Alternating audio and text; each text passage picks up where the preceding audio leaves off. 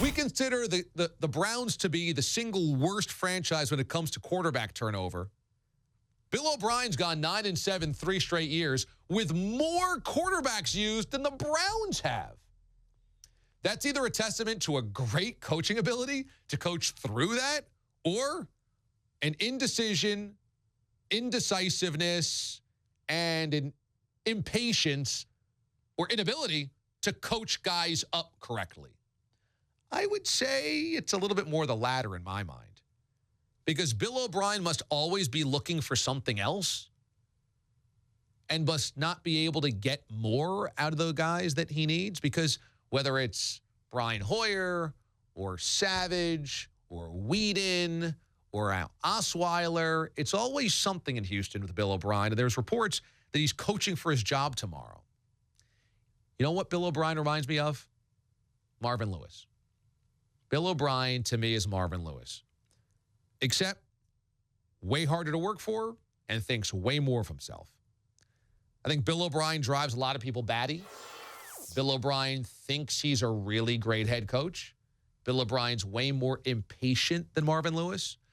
But my parallel is I think Bill O'Brien's good enough to get you to the playoffs, not good enough to win playoff games.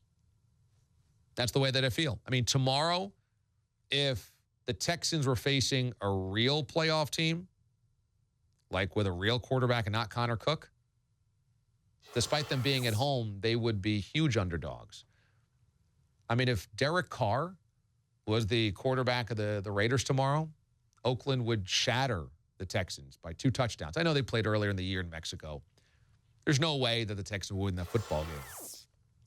I think if you're the Texans and you've invested all this money into Brock Osweiler, and then by the end of the year, Osweiler was so bad, A, because of his own shortcomings, B, because of the coaching staff in my mind, that you have to go to Savage. Going back to Osweiler now is like the ultimate comeuppance.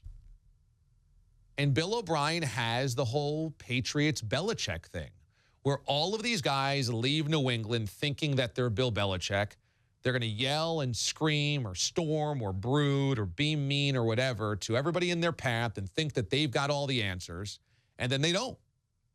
It happened with Charlie Weiss, an arrogance that led to nothing. It happened with Scott Pioli, an arrogance that led to nothing. Eric Mangini, an arrogance that led to nothing. Josh McDaniels in Denver, arrogance that led to nothing. And Bill O'Brien's the next guy. All these guys think that because they leave New England from under the tutelage of Belichick, they can be Belichick. They all think that they can stonewall the media, tell everybody to F off, we'll do it my way, complete secrecy. I mean, you should talk to some of the people that I've spoken to inside the Texans organization or that have seen the changes. I mean, they're like, it's a prison around here because Bill O'Brien walked in and then it became Foxborough Light. You know? It only works one place. And Bill O'Brien's damn lucky he's got a great defense. He's the offensive guy. He's damn lucky he's got a great defense and that Jadeveon Clowney has paid dividends finally and that he's had J.J. Watt the previous 2 years. Because for a guy that has DeAndre Hopkins and a $72 million quarterback and Lamar Miller and other pieces and Will Fuller, the offensive guy should be getting more out of his offense. And if he's coaching for his job, it just goes to show you he's like Marvin Lewis. He'll go 9-7 every year in a bad division. Are they ever going to be Super Bowl contenders under Bill O'Brien?